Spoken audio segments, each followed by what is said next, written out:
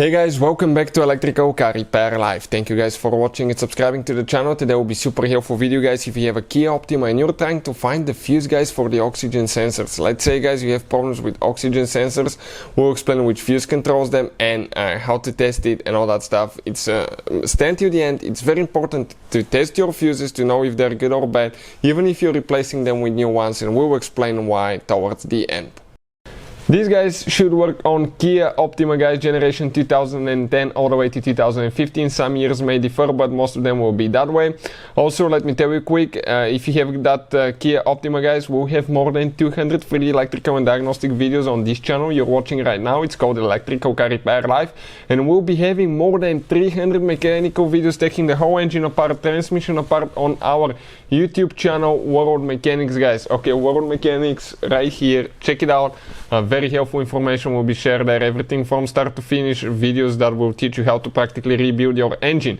In addition, if you need to buy any parts, tools, anything like that, we'll share the link in the description of the video below for your convenience. Why we make all these videos? Because our mission in the shop is to save you as much money as we can. Let's start on it now. So if you come right here, this is the engine on that Kia Optima guys. This is the fuse box right here. You have one notch there, one there, squish, pull straight up. Perfect. On the back side you'll see the fuse numbers printed. But what we did, we actually guys took a picture and tried to zoom in a little bit so we can show you with a great detail.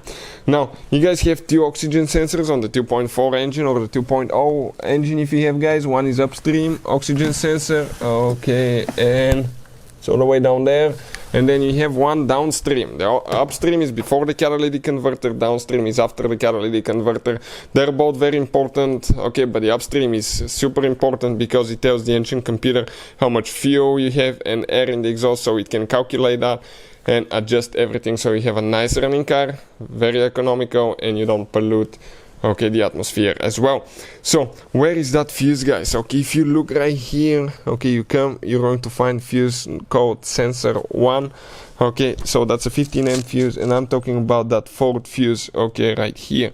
If you need to remove it guys, you just grab that fuse puller, okay, right here, grab the fuse, go on top of it, pull it out. Okay, simple as that.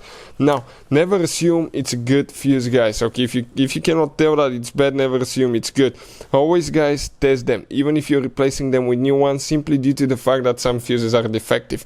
So if you think you put a good fuse and you still have problems guys with oxygen sensors or codes related to it on Kia Optima, you'll spend so much time and money to fix it when all we had to do test that fuse and find out guys that it was bad. So we'll put a link to a special video that explains how to test them in just a few minutes.